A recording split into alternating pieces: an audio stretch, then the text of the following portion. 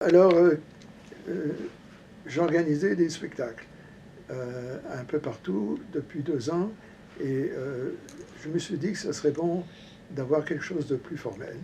Donc là, j'ai fondé le Conseil culturel de la province, de la Colombie-Britannique, le Conseil culturel francophone de la province. Et j'ai eu des gens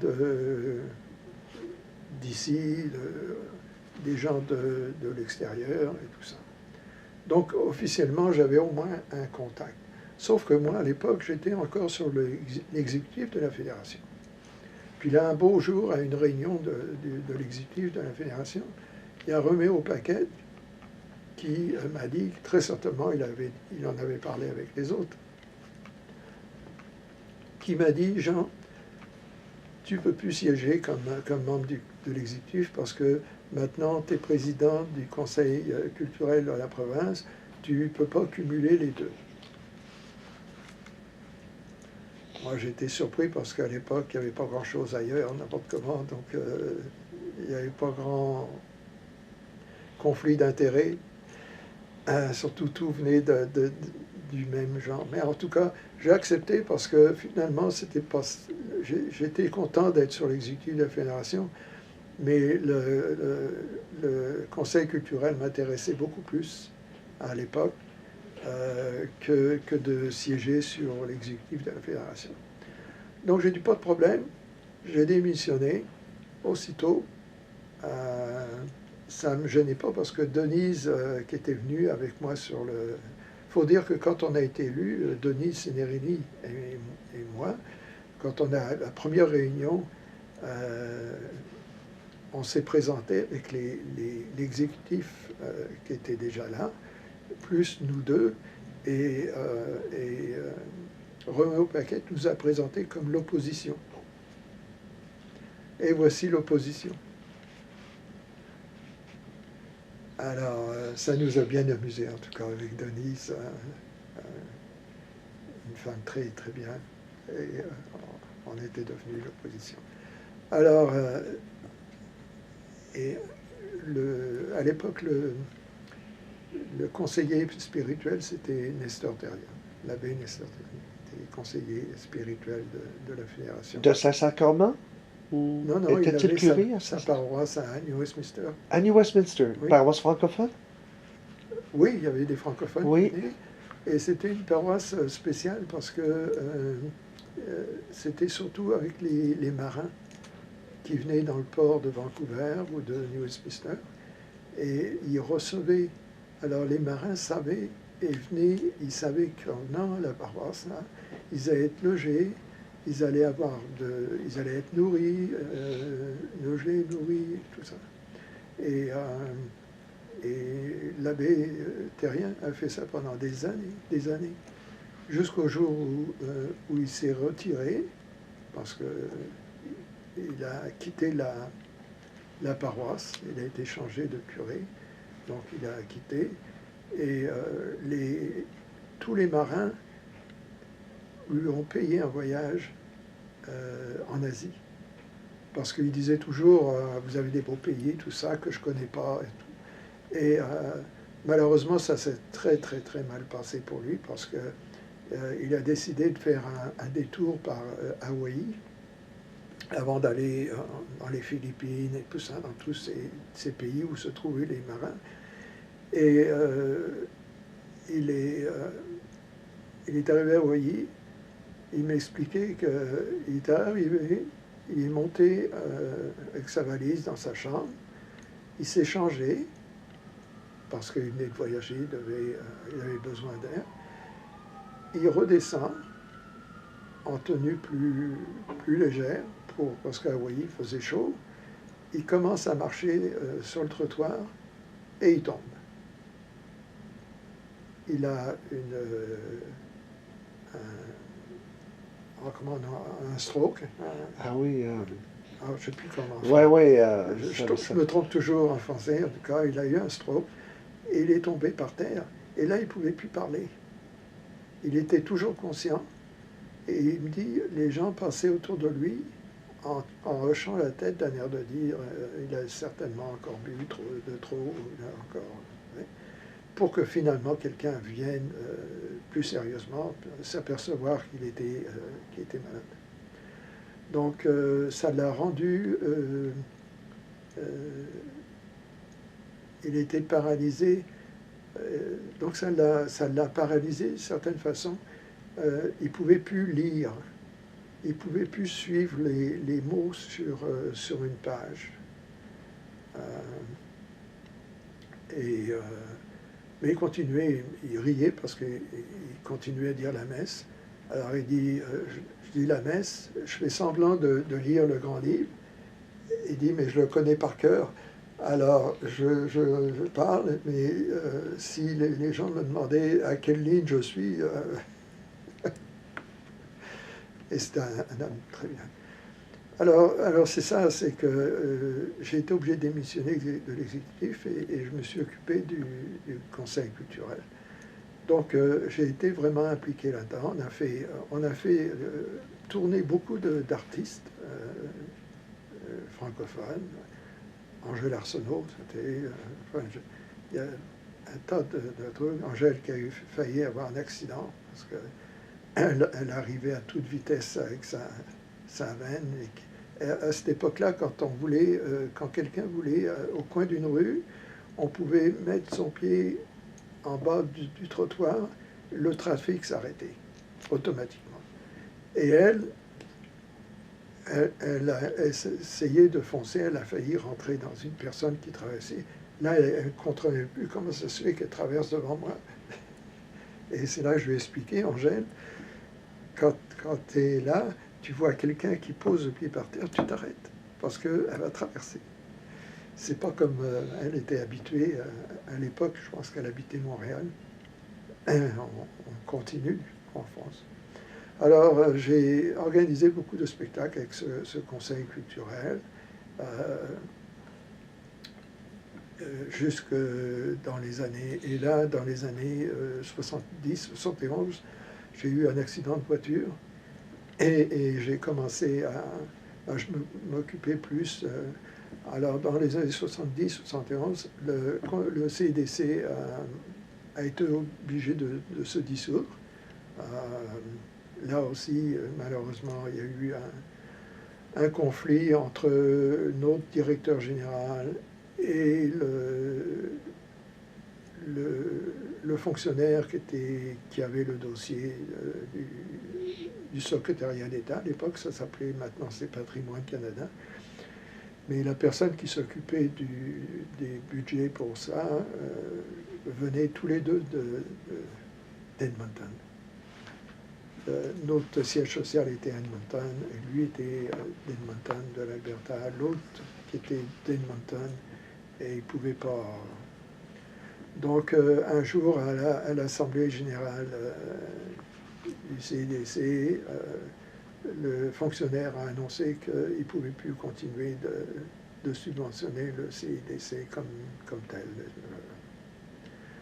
Alors, à l'époque, j'étais le président du CIDC, donc j'ai dû aller à Edmonton, fermer les bureaux et tout ça, et terminer.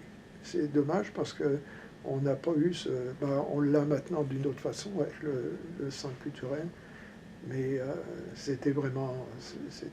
C'était un premier pas. Et beaucoup de gens ici ont été capables de voir d'autres artistes et tout.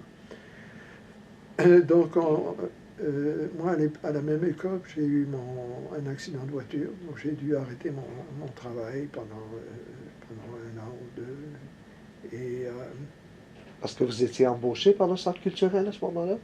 non, le centre culturel n'existait pas encore. Le conseil culturel francophone. Non, j'étais bénévole. Vous étiez bénévole, C'était d'accord. tout ce que j'ai. Et question, où était le siège social du conseil culturel francophone de la Colombie? Alors, comme ça a été fait avec la fédération, c'était à Maillardville à l'époque. C'était à Maillardville. La fédération était à Okay. Maillardville. Et donc on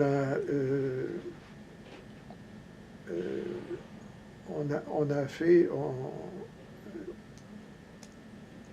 Oui, le siège social. Alors, le conseil culturel, moi j'ai commencé à m'impliquer dans la fédération. C'est-à-dire que j'allais dans les bureaux de la fédération, conseil culturel. Et, et, moi à l'époque, je faisais des choses, je bougeais, je demandais des choses. Et donc j'étais pas toujours bien vu par d'autres personnes qui étaient là depuis des années et qui voyaient quelqu'un venir. Alors j'étais le fauteur de troupe, j'étais l'activiste, j'étais tout. Donc moi, comme le conseil culturel était dans les bureaux de la fédération, j'allais là et j'allais voir le directeur qui était là. Mais le conseil, l'exécutif avait recommandé, il y avait un gars qui s'appelait Margrave, qui travaillait pour la fédération à l'époque. Et à chaque fois que je venais dans les bureaux pour parler avec le directeur ou toi, pour les affaires du conseil, Margrave venait tout de suite pour m'assurer que je n'allais pas causer des problèmes au directeur et tout ça. Sauf que finalement, je me suis toujours... Il y a eu... le directeur, c'était à l'époque, c'était un militaire qui a remplacé Roméo Paquette. On a embauché un directeur général. Et c'était un ancien militaire de mission à Chilliwack, la caserne à Chilliwack. Et lui a quitté. Je ne sais pas pourquoi, il a cru qu'il pouvait rester ici en Colombie-Britannique. Très, très bien, très gentil. On est devenus très amis d'ailleurs, aux grands dames de Margrave.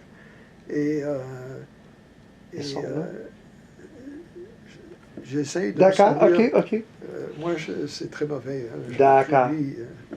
Des fois, j'oublie presque mon nom, alors les noms. Et donc, on est venus amis, et lui, finalement, a décidé que c'était pas ce qu'il voulait faire. Donc, il est resté, quoi, une année.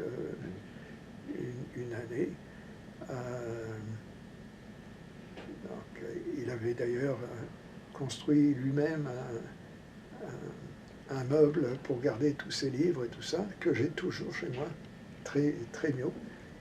Et ça, il serait certainement surpris de voir très utile en tout cas. Et, donc lui, il est parti, et là, la fédération a embauché Doug Brown. Doug Brown, il est devenu le directeur général. Et là, j'étais souvent parce que j'étais arrêté. Donc, j'ai commencé à travailler avec lui. Et c'est là qu'on a commencé à apprendre que le Radio-Canada voulait parler d'avoir une station de télévision francophone ici à Vancouver. Donc, et là, il y avait plus de travail, il y avait plus de choses à faire. Donc, Don m'a demandé si je voulais être son adjoint. Et là, il me payait comme adjoint. Donc, j'ai accepté. Et c'est moi qui étais chargé à ce moment-là de faire toutes les démarches parce qu'il y allait avoir une réunion du conseil de la télévision à Vancouver. Donc il fallait préparer les documents, il fallait préparer les mémoires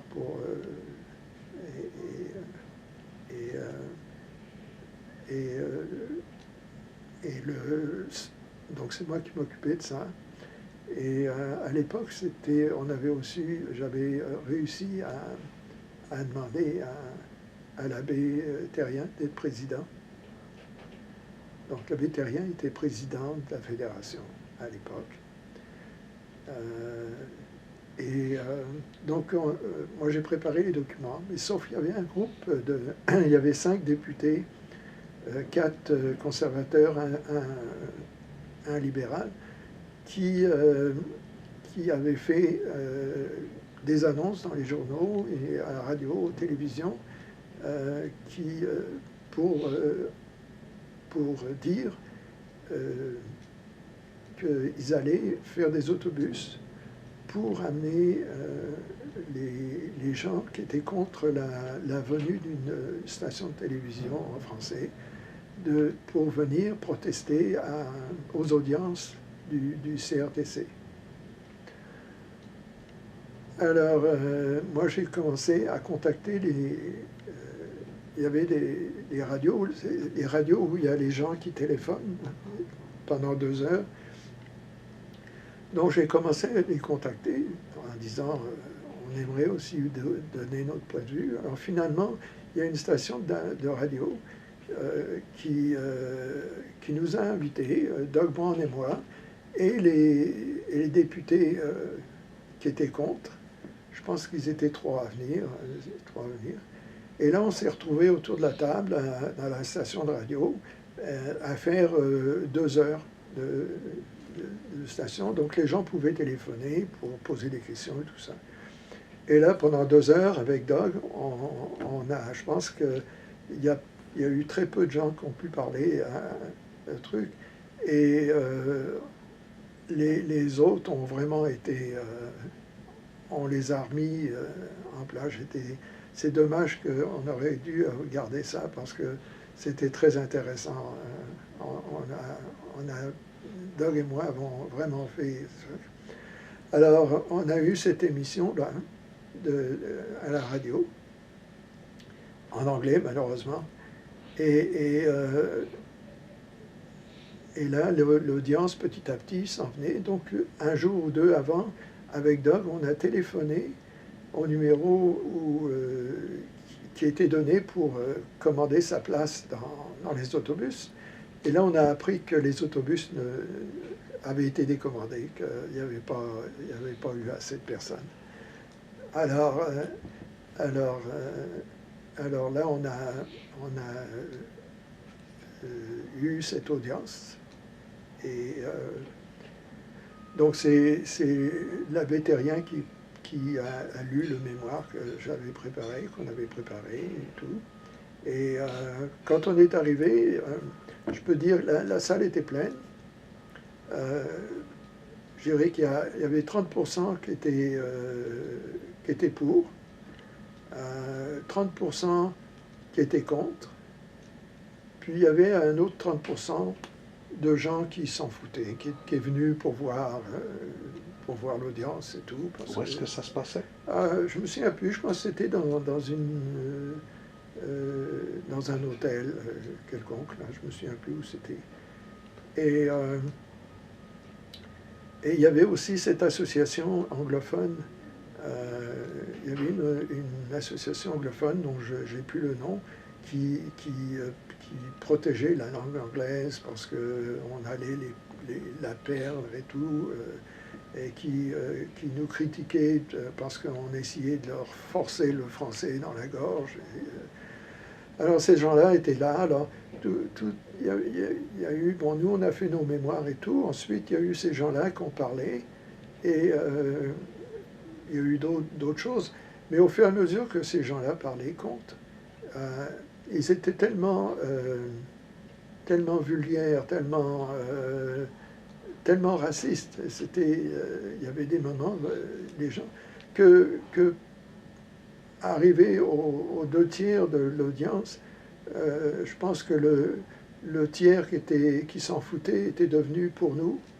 Et puis il y avait une bonne partie de ceux qui étaient contre nous au départ ont décidé d'abandonner parce qu'ils ne voulaient pas être associés avec ces gens-là.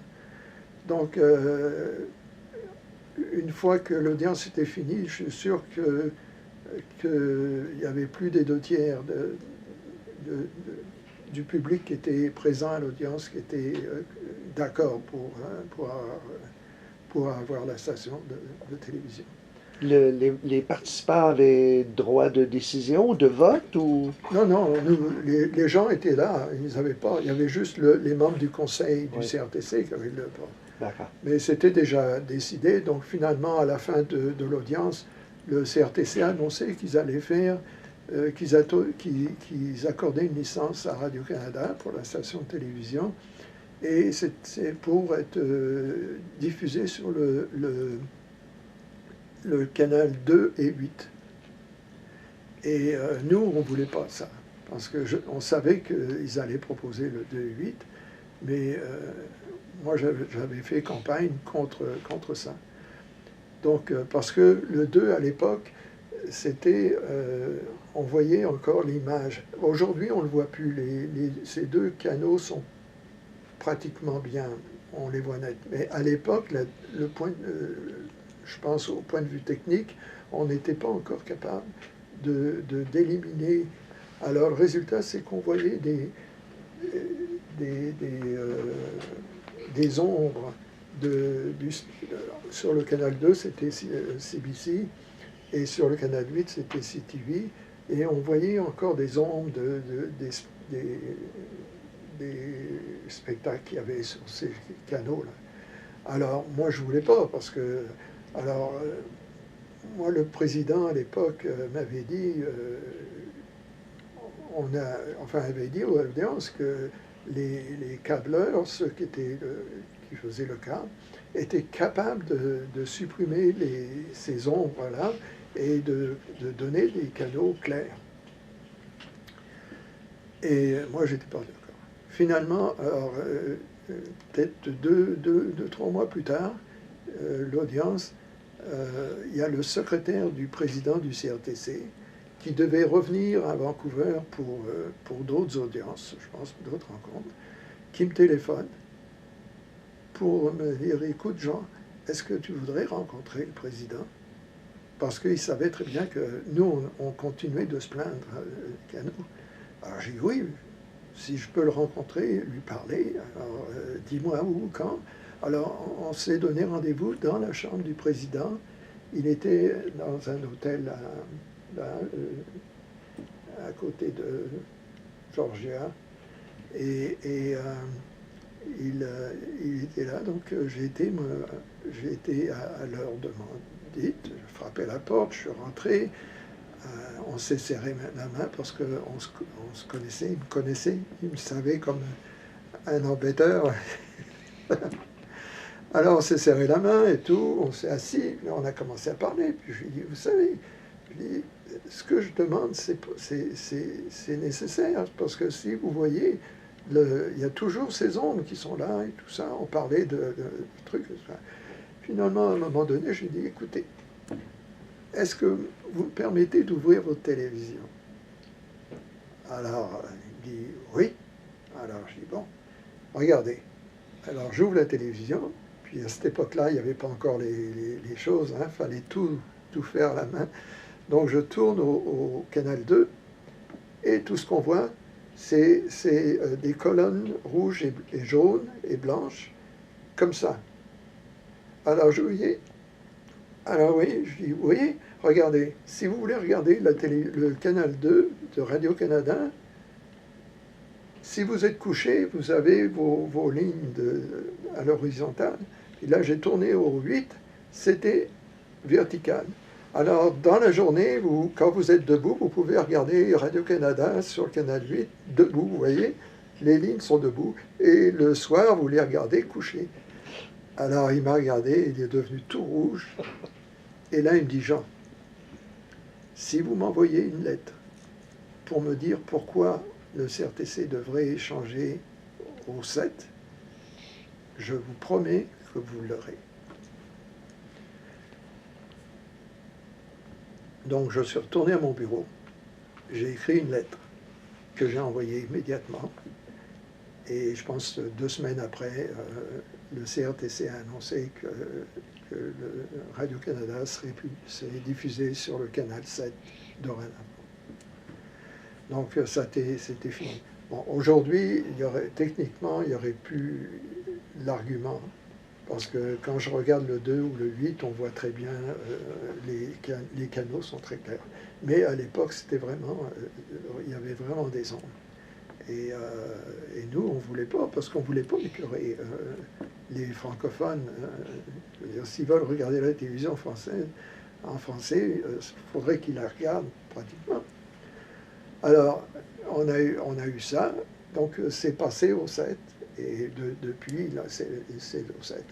Alors, il y a eu un petit problème après, mais c'était surtout pour le président de la fédération, Nestor Terrien, qui était un abbé. Et quand on a commencé à voir la télévision de CBUFD, il y avait une émission le soir, je pense que c'est le samedi soir, c'était l'émission bleue, quelque chose comme ça. Et c'était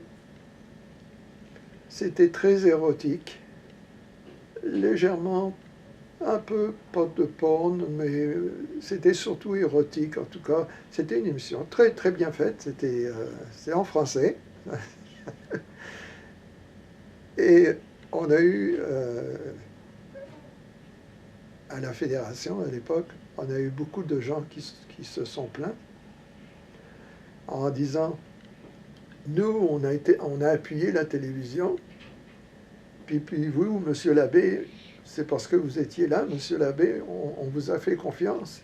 Et là, regardez, on nous met des choses pornographiques sur la télévision. Vous, un abbé. Et là, les gens ne comprenaient pas que l'abbé Terrien avait absolument rien à voir avec la production. C'était pas lui qui s'occupait de ça. Et que c'est pas de sa faute et tout. Enfin, c'était amusant. C'était amusant parce que finalement, tout le monde était bien content d'avoir la télévision, la chose. Et là, entre deux, finalement,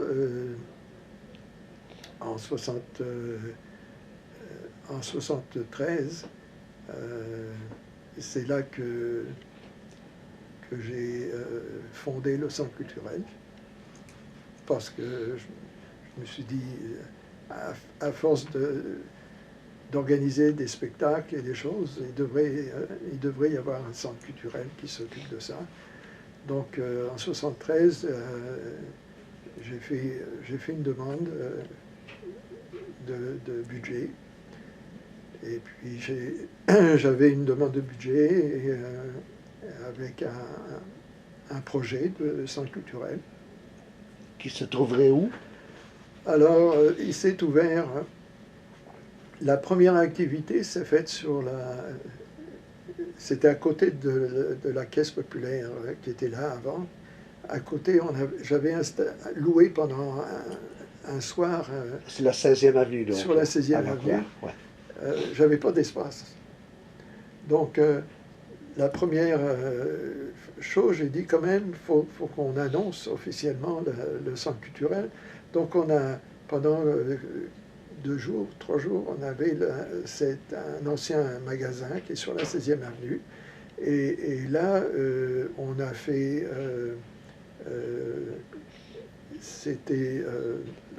il y avait quelque chose en tout cas. Et là, on a eu les enfants qui sont venus, on a donné des choses pour les enfants, des babioles et tout ça. J'avais des amis qui étaient venus m'aider, qui étaient avec le conseil avant, qui étaient à l'association francophone avant. J'ai gardé tous ces amis-là. Et puis là, je cherchais jusqu'au moment où j'ai réalisé que au coin de Willow et la 16e, il y avait cet immeuble qui était vide. Donc, j'ai contacté le propriétaire et j'ai visité. C'était un ancien, il s'en servait, il faisait des saucisses avant. Puis après, ça a été une école pour les enfants très doués, soi-disant. Donc, il y avait des petites classes, des cloisons un peu partout. Donc, j'ai loué ça. Et puis, j'ai embauché une personne pour s'occuper. Puis là, j'ai installé le chose. Et puis, en 1974, j'ai appelé, j'ai organisé un conseil d'administration du centre culturel.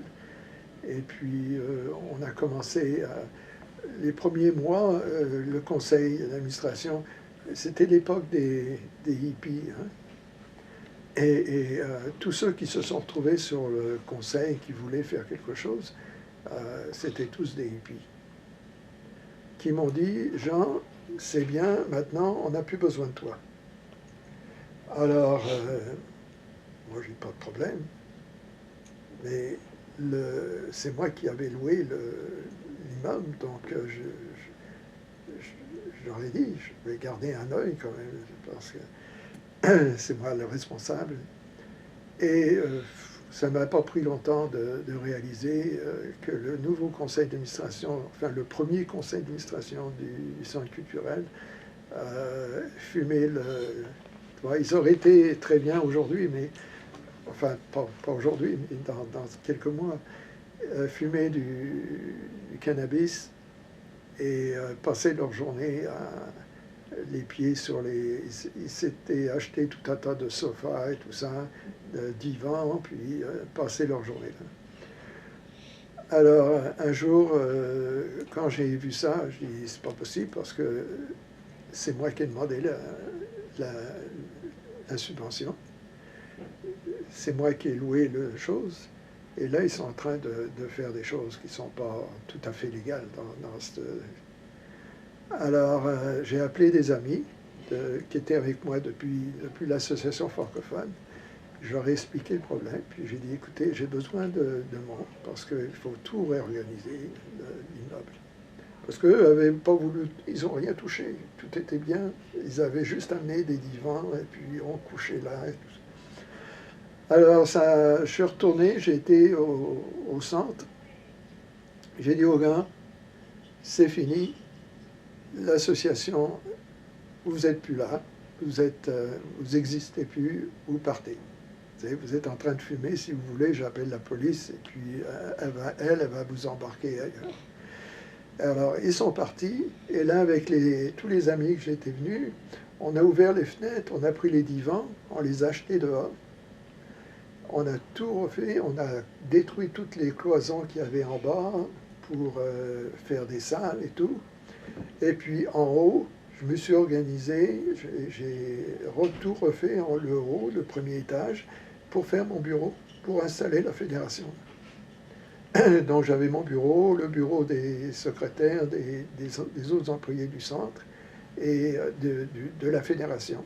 La fédération qui s'appelait francophone? La fédération des Franco-Colombiens. Des Franco-Colombiens, toujours. Qui avait son siège social en haut. D'accord. Où se trouvait le centre culturel. Et éventuellement, le centre culturel prendra tout. Mais à cette époque-là, pour démarrer, donc on a refait le bas, le centre culturel, pour qu'il y ait des espaces bien, des espaces pour les employés, des espaces pour mettre des expositions, CAB, tout. Et puis là, j'ai vraiment demandé à des gens de siéger, des gens capables de siéger sur le conseil d'administration, le vrai conseil. Et là, finalement, il s'agissait de savoir, là, il me fallait une personne pour diriger ça. Et c'est là que j'avais connu Jeannette Bayot. Elle travaillait pour la Galerie d'art de Vancouver et elle faisait des classes avec ses diapositives sur les artistes. Donc j'ai été la voir et c'est là que je lui ai demandé, est-ce que vous seriez intéressé à devenir directrice du centre culturel? Je lui ai expliqué, c'est tout nouveau, c'est tout neuf, il n'y a pas aucune expérience à ça. Et elle a accepté. Et là, elle, avec son comité, ils ont commencé à faire des activités du centre culturel et à le rendre un vrai centre culturel. Parce que moi, à l'époque, j'étais toujours à la fédération. Comme président, directeur général, adjoint au directeur général. J'étais toujours... Ça, c'est M. Brown, donc, qui était toujours là. Toujours là. D'accord. Donc on a commencé comme ça le centre culturel. Moi, je venais souvent pour leur parler, pour voir au début. Et puis c'est là que dans le centre culturel, non, au conseil culturel, moi j'avais parlé, bon j'avais tout, donc avec le centre culturel reprenait un peu ce que j'avais fait. Et dans le centre culturel, moi j'avais prévu différentes activités. Donc j'avais des montants d'argent pour chaque chose, plus les employés. Mais j'avais un montant d'argent pour le théâtre. Et le but, moi, quand j'avais parlé, Jacques Bayot m'avait dit, surtout, ne démarre pas de troupe de théâtre. On a eu trop de problèmes avec ça. Alors j'ai dit, non, non, Jacques, t'inquiète pas, je vais faire un atelier de théâtre. Les gens parleront de pièces, choisiront des pièces de théâtre, pourront les étudier, en parler, puis s'ils sont intéressés, de faire comme ça. Et donc j'ai demandé à Monique Bergamot, je pense, d'être la responsable de l'atelier de théâtre. Et donc tout le centre a fonctionné comme ça. Et un jour, c'est là que Monique est venue à Bergamo avec Ruth Pilote. Ils sont venus me voir toutes les deux. Elle était dans l'atelier de théâtre. Puis c'est là qu'elle m'annonce, ils étudiaient les Belles-Sœurs. Et là, elle me dit, Jean, on veut la faire. Mais on a besoin d'argent. Puis j'ai dit, vous voulez juste faire une représentation? Non, non, non, on veut. Oh, je dis, vous voulez peut-être en faire d'autres? Oui, oui, oui. Et c'est là qu'elles ont décidé, elles disent, il faut, si vous voulez faire ça, il faut vous organiser. Ah, on va faire une troupe de théâtre, alors. On va l'appeler la 16e, parce qu'ils étaient sur la 16e. Ça sera la troupe de théâtre de la 16e. Alors, j'ai dit, OK. Alors, j'ai dit, pas de problème. Et c'est là que j'ai fait un chèque pour le montant d'argent que j'avais choisi pour l'atelier de théâtre. Je leur ai donné tout l'argent. Et c'est là qu'elles ont monté la pièce des Belles-Sœurs à la salle Saint-Sacrement. Et c'était plein. Elles l'ont fait, je ne sais plus combien, 3-4 fois. Et c'était plein à chaque fois. Plein. Les gens avaient besoin de choses, de culture. Donc ça a démarré, le centre culturel a démarré. Entre deux, j'avais été obligé d'aller voir le curé pour les salles de spectacle quand il y avait l'association francophone, parce que on avait des problèmes à louer le sous-sol de l'église de Saint-Sacrement. C'était toujours, il y avait toujours une excuse et tout. Et là, j'ai réalisé que c'est parce qu'ils ne voulaient pas nous louer. Alors, j'ai été voir un jour, j'ai demandé à voir le permis qui était le curé de Saint-Sacrement. Puis là, on a eu une longue conversation. Puis moi, je lui ai fait comprendre que lui s'occupait des âmes et moi, je m'occupais des gens, du bien-être des gens. Et il n'y avait rien qui pouvait empêcher les deux, parce que les gens viennent à la paroisse Saint-Sacrement, ils la voient, parce qu'il y avait des gens qui ne connaissaient pas la paroisse Saint-Sacrement. Donc, en venant aux assemblées qu'on organisait, que ce soit avec l'association francophone ou avec le centre culturel ou quoi, les gens connaissaient la paroisse et ils avaient une chance d'avoir de nouveaux paroissiens. Donc là, on s'était entendu. Donc là, il n'y avait plus de problème quand on a utilisé très souvent le sous-sol de la fin. Et c'est là que la troupe de la 6e a fonctionné. Il y avait des gens très compétents. Ruth Pilote, très, très bien. Monique, très bien. Il y avait deux autres qui étaient superbes, très bons comédiens. Ça a vraiment été... Est-ce que la troupe avait un siège social? Pas réellement. Ben, tout se faisait... s'il y avait des choses... je pense que ça se faisait... Après, ils ont eu une dame qui est devenue la directrice, parce qu'ils ont demandé une subvention qu'ils ont eue. Et elle s'occupait c'est elle qui faisait la mise en scène, qui faisait tout ça. Et j'ai l'impression qu'ils se réunissaient chez elle ou truc. Mais puis après, ça a été avec le centre culturel. Mais à l'époque, non, c'était un peu partout. Ils faisaient leur spectacle, leur réunion au sous-sol de l'église, mais ils n'avaient pas un endroit fixe, quoiqu'ils pouvaient toujours utiliser la fédération à l'époque. C'était toujours là. Donc c'est là, et puis moi j'ai éventuellement, en 73-74, Doug Brown a décidé de quitter le poste. Et là, ben, c'était décidé. Moi, j'étais prêt à retourner travailler parce que je commençais à être beaucoup mieux physiquement. Et c'est là que le conseil d'administration a demandé au vice-président de me demander si je voulais devenir le prochain directeur général. Et moi, au début, ça m'embêtait parce que je connaissais les finances. Je savais qu'il n'y avait pratiquement rien dans les finances, il n'y avait rien d'assuré. Il fallait, tous les ans, il fallait se mettre à genoux il n'y avait rien d'assuré d'une année à l'autre. La francophonie, ben, c'était très fragile encore. Alors j'ai beaucoup hésité.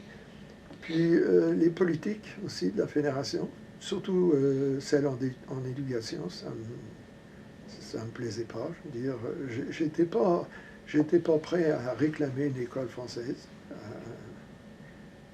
Parce qu'une école, c'est un bâtiment.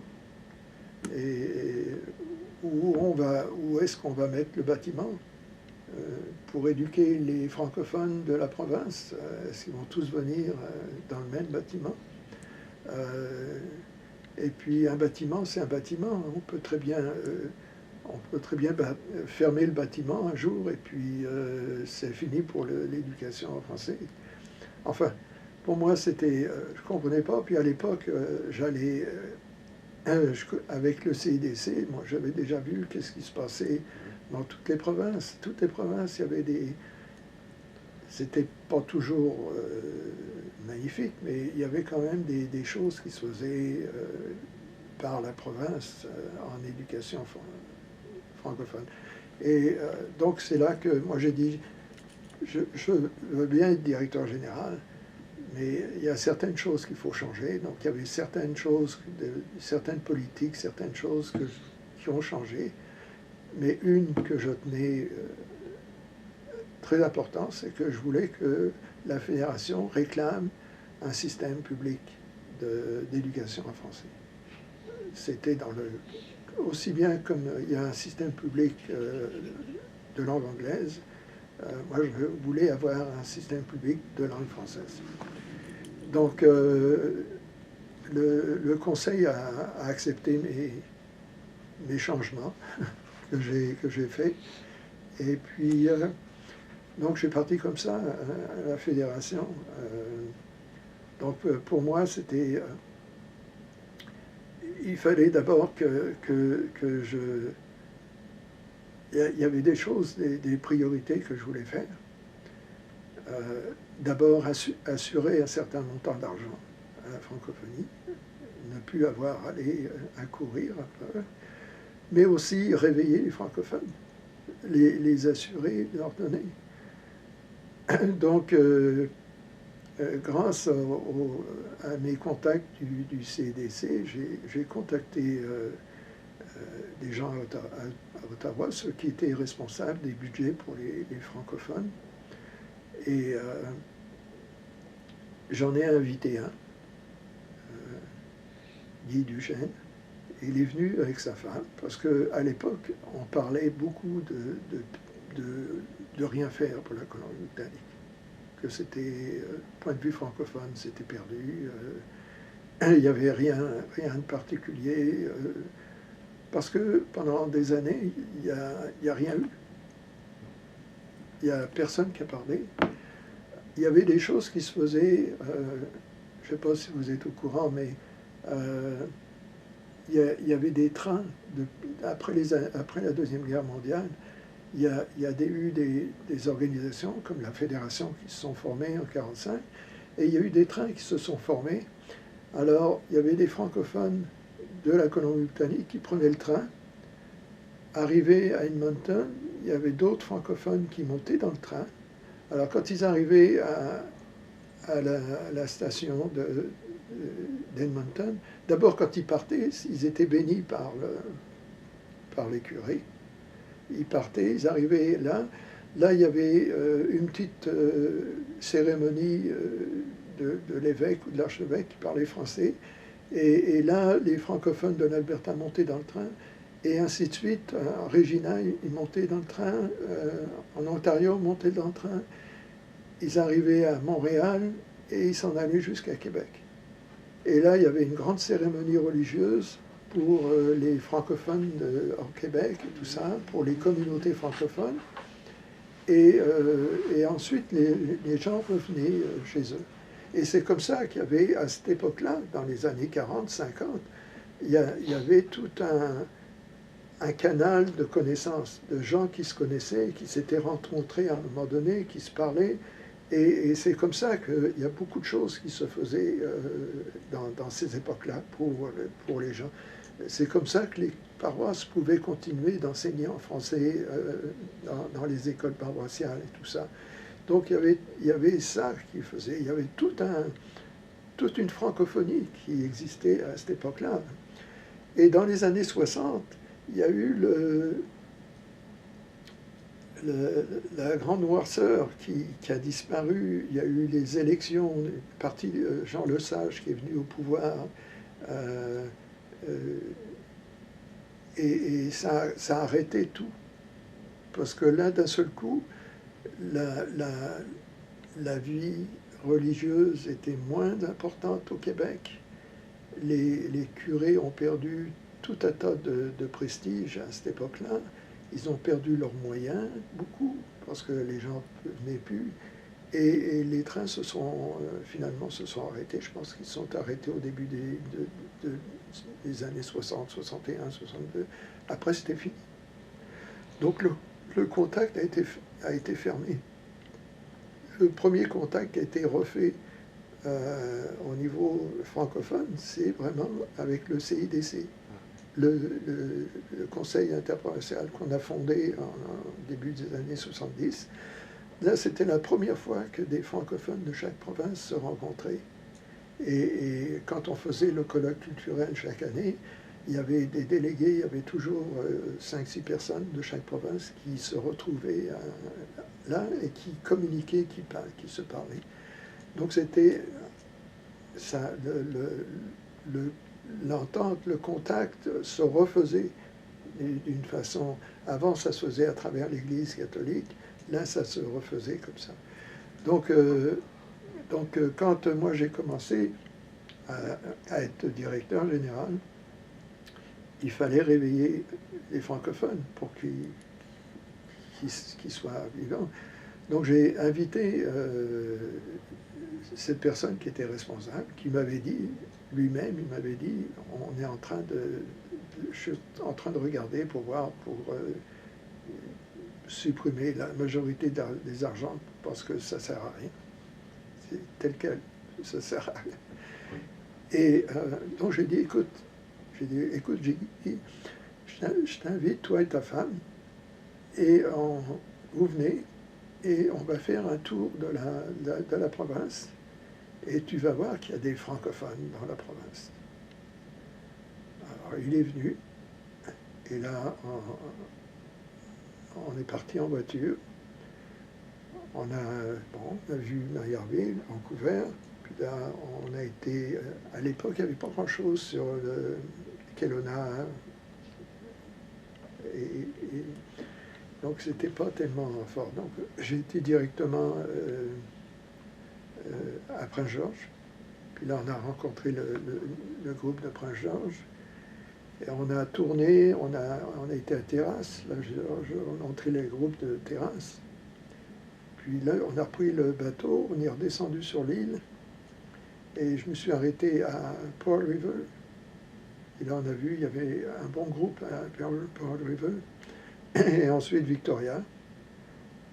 Et on est revenu à Vancouver. Et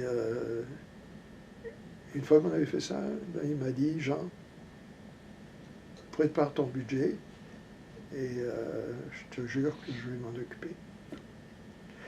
Donc c'était vraiment la première fois qu'il y avait quelque chose à ce niveau-là. Donc quand moi j'ai préparé le budget, c'est là que j'ai préparé un budget avec des animateurs, animatrices régionales. Parce que je dis c'est bien beau, mais si on fait quelque chose au niveau d'éducation, là on a la station, parce qu'il fallait la station de télévision. Il y avait juste une antenne à Vancouver, donc il fallait construire des antennes ailleurs. Maintenant, il y en a un peu partout, mais il fallait que les gens le réclament. Donc, et ce n'était pas toujours aux mêmes personnes de le faire, il fallait qu'eux le réclament pour leur chose. Donc, le premier budget, il y avait des animateurs, animatrices, et puis chaque région avait un petit budget plus un salaire pour embaucher quelqu'un. Parce que c'était le gros problème, les gens étaient tous bénévoles et c'est quand même du travail de faire fonctionner une organisation. Et donc avec les animateurs, animatrices dans chaque région, il y avait quelqu'un qui pouvait faire le travail. Donc c'est ça. Et on a eu notre premier budget comme ça. Et moi, j'ai commencé au niveau de l'éducation. Parce que là, on a commencé à faire pour avoir des antennes à travers la province. Mais moi, j'ai commencé mon travail pour le niveau d'éducation. Et j'ai contacté l'animateur de la station de radio qui nous avait abrité avec les députés. Là. Puis là, j'ai parlé, on s'est parlé. Puis là, il m'a dit, Jean, je t'invite. Et là, il m'a invité tous les 3 mois à peu près, 2-3 mois, à son émission pour parler d'éducation française. Et là, c'était toujours une émission de 2 heures. Donc la première heure, je me faisais crucifier par tous les anglophones à qui on avait dit depuis 3-4 jours que Jean Rioux allait venir parler de l'éducation en français. Et donc tous ceux qui avaient peur de l'anglais, de perdre l'anglais et tout, téléphonaient. Go back where you come from. Personne tout le monde pensait que je venais du Québec. Tout le monde était convaincu que j'étais un Québécois et que je devrais retourner au Québec et puis laisser. Et donc, et après, on parlait. Et après la deuxième heure, il y avait toujours des gens qui téléphonaient en disant que c'était une bonne idée, que c'était bon, que c'était une bonne chose et tout. En tout cas, ça a gardé l'idée de l'école. Et puis ensuite, j'ai fait des démarches. Par contre, j'ai eu beaucoup d'aide du Concile de France à l'époque, qui un jour, j'avais été invité, je ne sais plus, à une réception, je ne sais pas quoi, et puis il me demande, il dit, Monsieur Rioux, qu'est-ce que vous avez besoin? Ben, j'ai dit, le gros problème, c'est de rencontrer le ministre de l'Éducation. Il est toujours pris, il est toujours occupé, et je ne suis pas capable d'avoir un rendez-vous avec lui. OK. Il dit, Monsieur Rioux, je peux vous aider.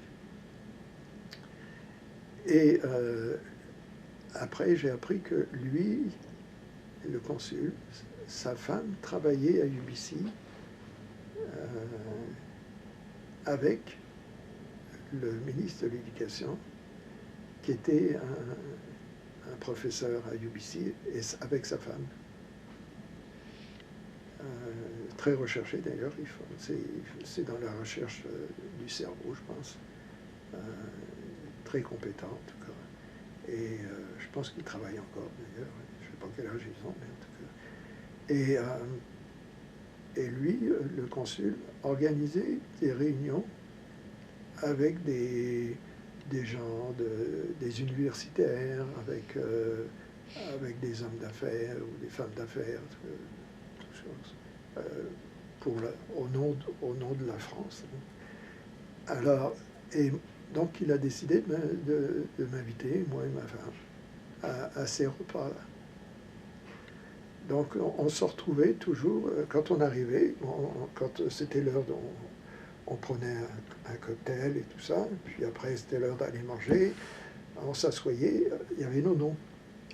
Et moi je me retrouvais toujours devant le ministre de l'Éducation. Donc on commençait le repas, et c'était tous des gens, des universitaires et tout, des gens intelligents, puis on commençait, puis à un moment donné, ben, on commence à parler avec la dame qui est là, ou le monsieur qui est là, qu'est-ce que vous faites, qu'est-ce que ça, tout ça. Et puis, ben, petit à petit, au cours du repas, ben, et puis là, je leur disais, je parlais, et puis, ben, finalement, je finissais par parler de l'éducation en français.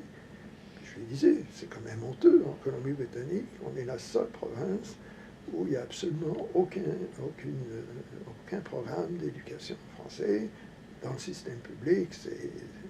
Bon, il y a l'immersion, mais c'est pour les anglophones. Mais pour les francophones, il n'y a absolument rien, on est tout seul. Puis là, petit à petit, les gens, ben oui, franchement, ah, vous êtes, oui, mais l'éducation française, oui. Et là, toute la table finissait, on était peut-être 24 autour de la table, parler d'éducation française, les ministres étaient là.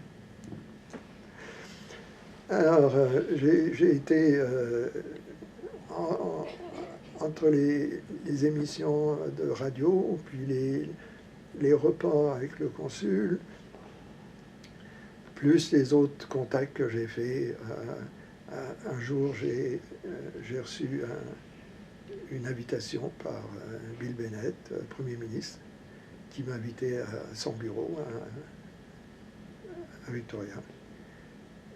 C'était en 1975, qui m'invitait à son bureau, et puis que je pouvais venir avec deux autres personnes si je voulais. Donc j'ai été dans son bureau, et là on a parlé pendant quelque temps. Il s'est obstiné à me dire qu'il n'y a jamais eu de francophone dans la province, que les seuls noms indigènes, c'était les Chinois qui sont venus. Alors, j'ai essayé de lui expliquer qu'il y avait Mackenzie en 1793, puis Fraser avec des francophones. Il y a les francophones qui avaient un fort du côté de Williams Lake, et tout ça. Non, c'était pas des francophones. C'était vraiment fâché, hein, vraiment comme si je disais des mensonges. En tout cas, et là, il m'a invité à venir dans la législature. dans le côté des visiteurs. Et James Chabot, qui était ministre à l'époque, francophone, des Prairies, Dawson Creek, et a présenté une nouvelle politique de programme 4 de français. Et il a tout présenté, il nous a présenté, enfin moi et mes deux compagnons en français, parlait en français, et il a présenté toute la loi en français. Tout le monde était au courant parce que les députés avaient déjà tout ça en anglais certainement. Et donc, et c'est là que ça a commencé en 1976. Donc en 1975, donc, ils ont embauché quelqu'un, Nick Ardanas, pour faire le curriculum. Et la loi du programme 4, c'était pour que ça devienne, s'il y avait 10 élèves qui réclamaient d'être éduqués en français, la commission scolaire était obligée de le faire, et ça devenait obligatoire en 1977. En 1976, c'était optionnel. Donc je savais qu'en 1976, il n'y aurait personne aucune commission scolaire qui n'accepterait ça. Donc avec Nick, j'ai parlé avec Nick Ardanas, puis je lui ai proposé, s'il était d'accord, de venir avec moi et d'organiser. Moi, j'organisais des réunions à travers la province, et puis lui venait pour parler du programme comme tel, puis moi je parlerai de la politique et tout ça. Donc c'est là qu'on a fait des réunions un peu partout, Victoria, Vancouver, Mayerville, Prince George, Paul River, on a été un peu partout, je me souviens plus, en tout cas. Et là, pour présenter aux gens, parce qu'il fallait qu'ils savent que ça s'en venait, qu'en 1977, ça devenait obligatoire. Donc, on a fait ça, puis ensuite, il a fallu trouver les parents pour qu'il y ait au moins une première classe à Vancouver. Donc, il a fait trouver les parents. Il m'a fallu une responsable des parents au début. Donc j'ai demandé à ma femme si elle ne voulait pas être la présidente des parents. Et puis, une fois qu'on a eu ça, et là on a fait la première demande à Vancouver pour une classe de 10 ou 12, je ne sais plus combien ils étaient. Et il y avait les parents, donc on a organisé les parents. Après, il fallait que les parents aillent à la commission scolaire pour réclamer du transport. Des autobus, parce que là aussi, il n'y avait rien. Donc, là, finalement, ils ont accepté d'avoir des autobus, mais ça a été assez difficile pour le faire. Et puis là, ensuite, il y a eu d'autres parents qui sont venus. Donc, j'ai enregistré une nouvelle association, l'association des parents du programme 4 de français. Et puis j'avais fait des cartes de membres et tout ça que j'ai données aux parents. Donc ça a continué petit à petit. Vous rappelez-vous de la première école qui oui, Jamison. Jamison. Jamison à Vancouver. Oui. Oui.